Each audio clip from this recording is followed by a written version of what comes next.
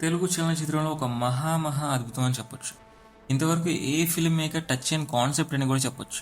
అలాంటి ఒక ఎక్స్పెరిమెంటల్ కాన్సెప్ట్ని టచ్ చేసి భారతదేశపు యొక్క ఇతిహాసాలైన మహాభారతాన్ని బేస్ చేసుకొని కల్కి 2898 ఏడీ మూవీ తీసిన నాగ్ అశ్విన్కి నా hats off boss. What a vision, what a thought అని అనిపించింది నాకు ఈ మూవీ చూసినప్పుడైతే. మూవీ ఎండింగ్లో చాలా అంటే చాలా డౌట్స్ని రైజ్ చేశాడు డైరెక్టర్ నాగ్ అశ్విన్. మూవీ చూసిన ప్రతి ఒక్కరికి ఈ డౌట్స్ వస్తాయి. ఆ డౌట్స్ ఏంటంటే, అసలు అశ్వత్థామకి కర్ణుడికి మధ్య స్నేహం ఎలా? మహాభారతంలో మరణించిన కర్ణుడు తిరిగి కలియుగంలోకి ఎలా వచ్చాడు? సుప్రీం యస్కిన్ పాత్ర పోషించిన కమల్ హాసన్ మనకు తెలిసిన మనం చూసిన కల్కి అవతారంలో ఎందుకు కనిపించాడు? సుప్రీం యస్కిన్ తాకిన ధనస్సు ఎవరిది? చివరిగా జగన్నాథ రథచక్రాలు వస్తున్నాయి, భూకంపం పుట్టిస్తా వంటి పదాలకు అర్థం ఏమిటి అన్నది ఈ వీడియోలో మనం పూర్తిగా తెలుసుకుందాం. హలో ఆల్, వెల్కమ్ టు వీవరీ. ముందుగా అశ్వత్థామకి కర్ణుడికి మధ్య ఫ్రెండ్షిప్ ఎలా అన్నది తెలుసుకుందాం. మహాభారతం టైంలో కర్ణుడు ద్రోణాచార్యుణ్ణి శిష్యుడిగా తీసుకోమని కోరగా, అప్పుడు ద్రోణాచార్య కర్ణుడిని నువ్వు ఒక రథసారథి కొడుకు కదా, నీకెందుకు అస్త్ర విద్య అని హేళన చేస్తాడు. అప్పుడు కర్ణుడు, నీ కొడుకైన అశ్వత్థామ కూడా ఒక బ్రాహ్మణుడు కదా, ఒక బ్రాహ్మణుడికి ఎందుకు అస్త్ర విద్య అని ద్రోణాచార్యని తిరిగి ప్రశ్నించి అక్కడి నుంచి వెళ్ళిపోతాడు. అక్కడే ఉన్న అశ్వత్థామ కర్ణుడి ప్రశ్నకు మైమర్చి కర్ణుడితో ఫ్రెండ్షిప్ చేయాలని అనుకుంటాడు. ఆ తర్వాత ద్రోణాచార్య కొన్ని కారణాల వల్ల కర్ణుడిని శిష్యుడిగా అంగీకరిస్తాడు.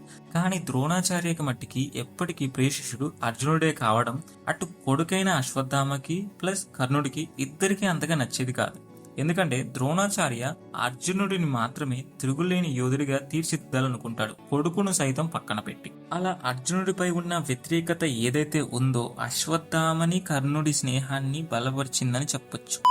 నెక్స్ట్, మహాభారతంలో మరణించిన కర్ణుడు తిరిగి కలియుగంలో ఎలా వచ్చాడు? దీనికి కారణం, మహాభారతం టైంలో కర్ణుడి రథచక్రం తనకున్న శాపం వల్ల మట్టిలో కూరకుపోయినప్పుడు అర్జునుడు కర్ణుడిని చంపుదామని బాణం వేయగా, కర్ణుడి చేసిన పుణ్యం వల్ల కర్ణుడికి అర్జునుని బాణం తగలదు. దాంతో శ్రీకృష్ణుడు మారువేషంలో వచ్చి కర్ణుడిని యుద్ధ క్షేత్రంలోనే దానం చేయమని అడుగుతాడు. అప్పుడు కర్ణుడు, ఈ స్థితిలో నా దగ్గర దానం చేయడానికంటూ ఏమీ లేదు పుణ్యాత్మ అని అంటాడు. అప్పుడు మారువేషంలో వచ్చిన కృష్ణుడు, నువ్వు ఇన్ని రోజులు చేసిన దాన ధర్మాలకు వచ్చిన పుణ్యాన్ని నాకు దానంగా ఇవ్వు ప్రభు అని కోరగా, కర్ణుడు ఒక్క క్షణం కూడా ఆలోచించకుండా తాను కూడబెట్టుకున్న పుణ్యాన్ని అంతా కూడా మారువేషంలో వచ్చిన శ్రీకృష్ణుడికి దానంగా ఇస్తాడు. అప్పుడు అర్జునుడి బాణం కర్ణుడి కవచ కుండలాలను సైతం పెకల్చుకొని వెళ్లి కర్ణుడిని హతమారుస్తుంది.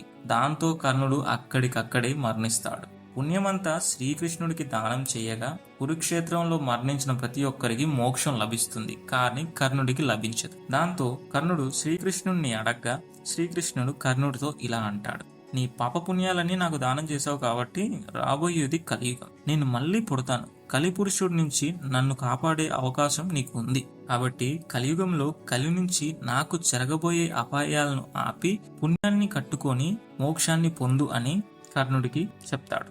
నిజానికి కర్ణుడు ఫిజికల్లీ మహాభారతం టైంలోనే మరణించాడు, కానీ అతని ఆత్మ ఏదైతే ఉందో అది ఈ భూమి మీదే ఉంటుంది. రీజన్, శ్రీకృష్ణుడు పుణ్యాన్ని అంతా దానంగా తీసుకున్నాడు కాబట్టి మోక్షం దొరక్క అతని ఆత్మ భూమి మీదే అటు ఇటు తిరుగుతూ ఉంటుంది. సో అందుకని కలి నుంచి శ్రీకృష్ణుడి చివరి అవతారమైన కలికి పుట్టుకకు ఆపద వచ్చిందని కర్ణుడు భైరవ శరీరంలోకి ప్రవేశించి కలి సైన్యాన్ని తునాతునకలు చేశాడని చెప్పొచ్చు. కలికి పార్ట్ 2లో కర్ణుడు మళ్ళీ వస్తాడా అంటే రావచ్చు. ఎందుకంటే కలికి జన్మించేంత వరకు అశ్వత్థామ ప్లస్ కర్ణుడు వీళ్ళిద్దరే సుమతిని కాపాడవలసి వస్తుంది కావచ్చు.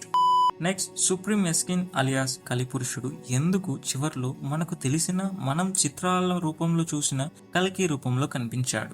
సమ్మేటి గర్భం నుంచి తీసిన సీరం ఏదైతే ఉందో కల్కి భగవానుడిలో భాగమైనది.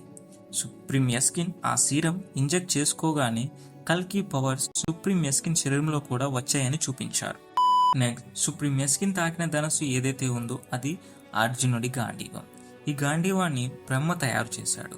బ్రహ్మ దగ్గర నుంచి ఎందరో దేవతలు చేతులు మారి చివరిగా అగ్నిదేవుడి నుంచి అర్జునుడి చేతికి చేరుతుంది. ఈ గాంధీవం ధర్మం యొక్క చేతిలో మాత్రమే ఉంటుంది. కానీ సుప్రీం యస్కిన్ ఎలా తాకిచిందంటే, సుప్రీం యస్కిన్ లో కల్కి యొక్క అంశ ఉండటంతో ఆ గాంధీవం కలిని తాకనిచ్చిందని చెప్పొచ్చు. మహాభారతం టైంలోని అర్జునుడి గాంధీవం కలియుగంలోకి ఎలా వచ్చిందంటే, మహాభారతం పూర్తయ్యాక అర్జునుడు అరణ్యవాసానికి వెళ్తుండగా అగ్నిదేవుడు ప్రత్యక్షమై, అర్జున, ఈ గాంధీవంతో నీ పని ఇక అయిపోయింది, దీన్ని వదిలేయని అగ్నిదేవుడు అర్జునుడితో చెప్తాడు. అప్పుడు అర్జునుడు ఈ గాంధీవాన్ని సముద్రంలో వదిలేస్తాడు. కలియుగంలో అన్ని నదులు ఎండిపోవడంతో మహాభారతం టైంలోని గాంధీవం కలి సైన్యంకి చిక్కుతుందని చెప్పొచ్చు. చివరిగా సుప్రీం ఎస్కిన్ కలిపురుషుడు చెప్పిన మాటలు ఏవైతే ఉన్నాయో, జగన్నాథ రథచక్రాలు వస్తున్నాయి, భూకంపం పుట్టిస్తా అన్న మాటలకు అర్థం జగన్నాథ రథచక్రాలు అనగా సత్యం, ధర్మం. భూమిపై ఎప్పుడైతే సత్యం, ధర్మం అడుగు పెడుతుందో అప్పుడు కలి అంతరించినట్టే, కలియుగం పూర్తయినట్టే. సత్యం, ధర్మం ఆపటానికి కలి భూకంపాన్ని సైతం సృష్టించడానికి సిద్ధపడతాడు అని చెప్పడం ఆ మాటల యొక్క అర్థమని చెప్పొచ్చు. And that's the video guys. Video నచ్చితే లైక్ చేయండి, ఫ్రెండ్స్ అండ్ ఫ్యామిలీ మెంబర్స్ కి షేర్ చేయడం మర్చిపోకండి.